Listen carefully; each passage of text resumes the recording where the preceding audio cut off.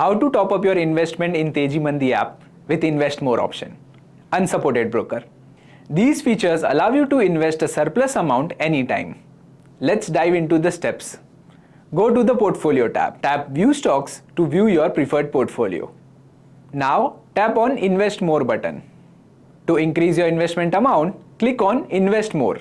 Enter the desired amount and then tap Update button. Now open your broker account and manually place buy orders according to the suggested quantity through your broker's account.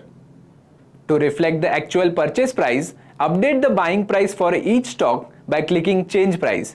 Enter the price executed at the broker's platform and click on Update Price. Click Confirm Investment and tap Confirm to proceed. Congratulations, your top-up investment is complete. You can view your orders by tapping View Orders. For any assistance, please connect with us via email at support@tejimandi.com or via in-app chat box. Thank you. Investment in securities market are subject to market risks. Read all the related documents carefully before investing.